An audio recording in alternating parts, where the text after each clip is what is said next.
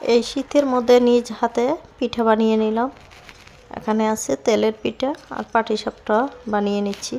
পাটিসাপটাটাও আমি দুধে দিয়ে খিরসা বানিয়ে নিয়ে নিজের হাতেই বানিয়ে নিলাম, কারণ আমি পিঠা আগে বানাতে পারতাম না। এখন ইনশাআল্লাহ মাশাআল্লাহ মোটামুটিভাবে পারি, আরও শিখে যাব।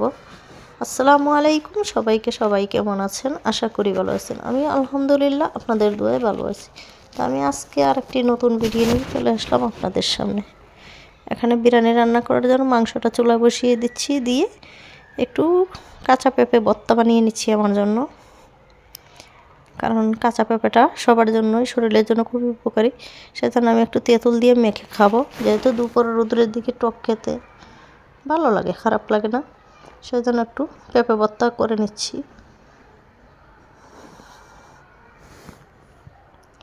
ওর পাশে আমার মাংসটা কষানো হচ্ছে। এখানে চালটা ধুয়ে রাখলাম, পানিও গরম দিয়েছি। আর যেহেতু নতুন হাঁড়ি উদ্বোধন করব, নতুন হাঁড়ি কিনে নিচ্ছি, সেটার মধ্যে আমি বিরিয়ানি রান্না করে উদ্বোধন করতে চাই। সেজন্য এটার মধ্যে বিরিয়ানি বসিয়ে দিচ্ছি। অল্প করেই রান্না করব। আর নতুন হাঁড়ি পাতিলা রান্না করতে কার না ভালো লাগে? আমার তো খুবই ভালো লাগে। আপনাদের কেমন লাগে অবশ্যই কমেন্টে জানাবেন। আমি বিরিয়ানিটা রান্না করে নিচ্ছি। এই যেহেতু গ্যাস এত পরিমাণ, চুলার লাইনের গ্যাস কম থাকে, রান্না করতে একটু সমস্যাই হয়। তারপরে করার কিছু নেই, পেটে তো আর মানবে না, রান্না করতে হবে, খেতে হবে। তো অল্প গ্যাসে যেই পরিমাণে হয় সেভাবে রান্না করে নিচ্ছি।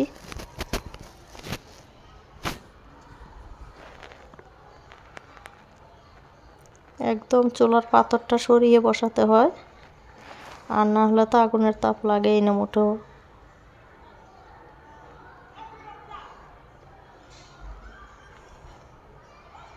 মাশাআল্লাহ সুন্দর কালার এসেছে। ভিডিওতে কেমন দেখা যাচ্ছে তা বলতে পারতেছি না, কিন্তু সামনাসামনি কিন্তু কালারটা খুবই সুন্দর আসছে। খুব সুন্দর বিরিয়ানি হয়ে গেল। এখন ভালো করে ফুটলেই হয়, যেহেতু গ্যাসের পরিমাণ একদম কমে গেছে।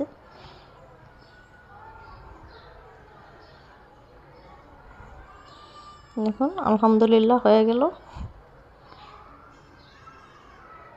বিরিয়ানি। খেতেও কিন্তু দারুণ হয়েছিল। এখন আমি প্লেটে বেড়ে নিচ্ছি আমার জন্য, সবাইকে খাইয়ে এখন আমিও বসে গেলাম খাওয়ার জন্য। আর তেহারি তো বরাবর আমার পছন্দ। মাশাআল্লাহ খুবই মজার হয়েছিল। খাওয়া দাওয়া শেষ করে এখন বিকালবেলা চলে আসছি। দেখুন কি বানিয়ে নিলাম। দুধ দিয়ে সর বানিয়ে সেটা দিয়ে পাটিসাপটা করে নিচ্ছি। আর কয়টা তেলের পিঠা বানিয়ে নিব।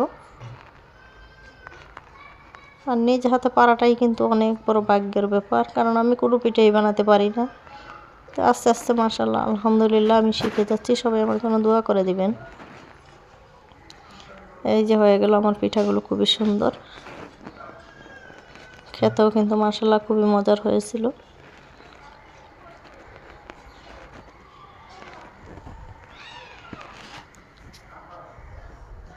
এখন চলে আসলাম পরের দিন, কারণ অল্প অল্প রান্না করতে হয়। গ্যাসের তাপ যেহেতু কম, সেজন্য অল্প করে রান্না করলে হয়ে যায়। আর বেশি রান্না করতে গেলে কিন্তু তাপটাতে হয় না। যত ছোটোখাটো রান্নাগুলো সেগুলোই করার চেষ্টা করি। এখানে চিংড়ি মাছ বোনা করে নিচ্ছি।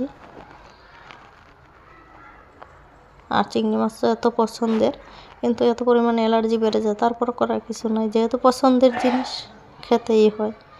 এখানে চিংড়ি মাছ বোনা করছি। এখানে বাঁধাকপির পাকোড়া বানিয়ে নিচ্ছি। আর শীতের মধ্যে কিন্তু বিকালবেলা, তারপরে দুপুরে ভাতের সঙ্গে ভর্তা, পেঁয়াজ জাতীয় খাবারগুলো কিন্তু খেতে খুবই ভালো লাগে। কিন্তু তেলের পরিমাণটা লাগে, তেল তো লাগবেই। মজা খেতে গেলে কিন্তু তেল লাগেই। এখানে পেঁয়াজগুলো ভেজে নিচ্ছি। আর যারা আমার ভিডিওগুলো দেখে অল্প হলেও ভালো লেগে থাকে, অবশ্যই চ্যানেলটিকে সাবস্ক্রাইব করে দিবেন। লাইক, কমেন্ট এবং শেয়ার করতে অবশ্যই ভুলবেন না। আর যারা অলরেডি সাবস্ক্রাইব করেছেন, লাইক, কমেন্ট, শেয়ার করেন, তাদেরকে অসংখ্য ধন্যবাদ। তাদের জন্য অনেক অনেক দোয়া ও ভালোবাসা রইল আমার পক্ষ থেকে। আর যারা করেন না, অবশ্যই সাবস্ক্রাইব করে দিবেন, প্লিজ প্লিজ প্লিজ। আর শেয়ার করতে অবশ্যই ভুলবেন না। আপনাদের পরিচিত বন্ধু বান্ধব, আত্মীয় স্বজনদের কাছে শেয়ার করে দিবেন। এই যে আমার হয়ে গেল। আর বরাবরের মতোই বিছানায় বসে যাই, যে অভ্যাসটা আমি বাদ দিতে পারতেছি না। বিছানায় বসে খাওয়া মোটেও ভালো না, তারপর আমি এই বদ অভ্যাসটা ছাড়ার চেষ্টা করতেছি, কিন্তু পারতেছি না। এখন আমি খেতে বসে গেলাম। দেখুন কী কী নিয়ে বসছি, যা যা রান্না করেছি তা নিয়ে বসে পড়লাম।